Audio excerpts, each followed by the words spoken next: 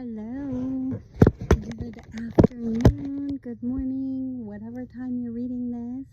We are on day 22 of Comparison Girl for Teens, and we are going to jump right in. Voted for. But you are a chosen people, a royal priesthood, a holy nation, God's special possession, that you may declare the praises of him who you call out of darkness into his wonderful light. 1 Peter 2:9. Callie stared at the high school announcements in disbelief. With each name she read, her heart grew more and more hopeful. All of the nominations for the homecoming court were nice girls. Not just the really pretty girls or the girls that all the guys liked. The nominees were kind, friendly to everybody, and genuine. For once, it seemed like the whole student body had gotten it right. Nice girls really could come out on top. That was when she noticed the list of homecoming king nominations. In the middle of the popular guy's name was listed a boy who was so awkward that Callie had to wonder what happened. She turned the paper towards the girls around her and raised her eyebrows questioningly. Who nominated that guy? Oh, yeah, he's on there as a joke, her friend Kara said. Isn't that funny? Callie's heart sank, but she was also grateful. It would have been nice to have been nominated, but at least she wasn't chosen as a joke. Will you pick me? It's normal to want to be liked and picked. When we were little, we would pluck flowers, petals, one by one. He loves me not. Petals would fall as truth was sought. He loves me. He's going to pick me. Of course, we knew we had a 50-50 shot at winning the petal game. But in life, the odds of being picked as a girlfriend or homecoming queen or for a team, award, or some other honor seem even smaller. We want other people to notice us and like us. And we want this a lot. We may never say it out loud, but it sure would be nice to be popular, wouldn't it? In the world, though, to be popular, you must have proof that you're more impressive, more fun, more charismatic. Whether you are just tallying up votes in your head or participating in a real election, to be popular, you have to get more votes than other people. And you can't be popular on a desert island. You need other people around you, agreeing that you have more in your measuring cup than the others. But Jesus wants you to know that all this striving for votes and measuring other people in the world's way, not his way, in his kingdom, the matter is settled. You've already been picked. You've been chosen by him. Take out your journal. Take a look at the verse of the day. Circle the word chosen. In fact, go ahead and put a star by it. And now fill in this sentence underneath. Fill the blank with your name. Blank is chosen.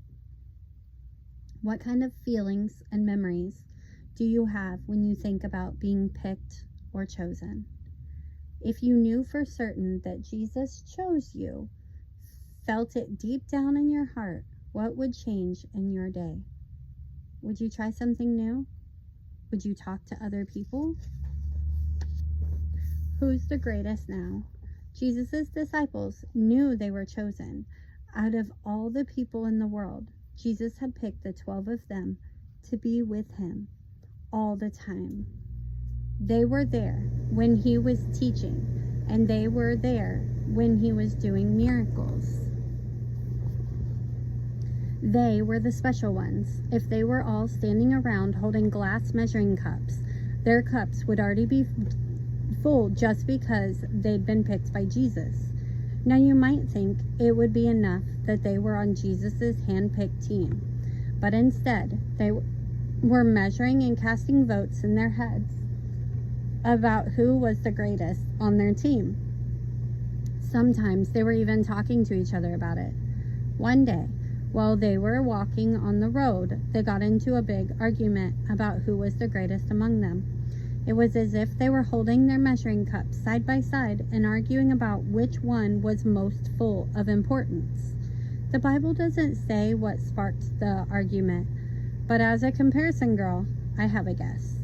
Not long before this argument, Jesus had gone to the top of the mountain and let some of his disciples see his lightning-colored glory. Instead of looking like a regular person, they saw him as he would look in heaven. Mark 9:2-10. Not all the disciples got to see it.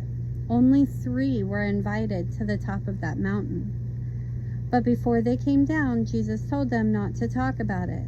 But that probably didn't prevent them from using raised eyebrows and body language to communicate just how epic it had been.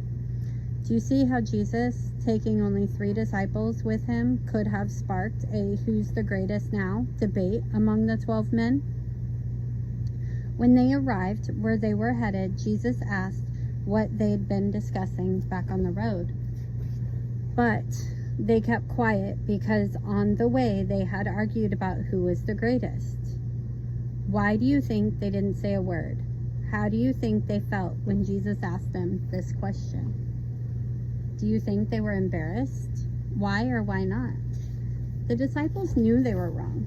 It was obvious they had been focused on the measuring lines, and they knew Jesus was all about the spout.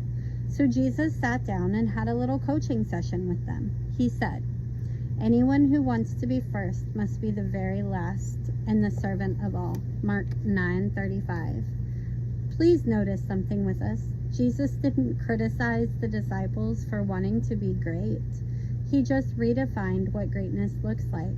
In the kingdom, the greatest ones aren't those who are first or best or greatest. They're the ones choosing to be last. Picture those podiums where Olympic winners stands. There's only one spot on the top for the gold medalist, right? In the world, it's natural to want to be in that first place spot. We want to be ranked first or chosen first. We want the measuring cup filled to the top line.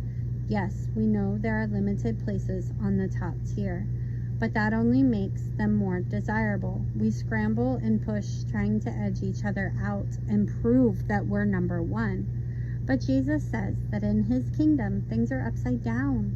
The great ones are those who choose to be last. And the great thing about that bottom tier of the podium is there's plenty of room for all of us.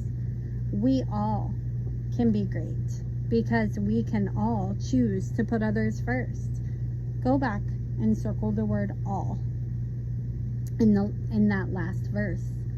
Do you see how greatness in Jesus' kingdom isn't limited to the ones who are most popular? It doesn't have anything to do with how pretty or smart you may be. It may not be easy, but anybody can be great in Jesus' eyes because anybody can choose to serve. Jesus, thank you for choosing me. I admit that sometimes I want people to pick me. Help me to put others first. Teach me to be a servant to all. Amen. Bye, guys.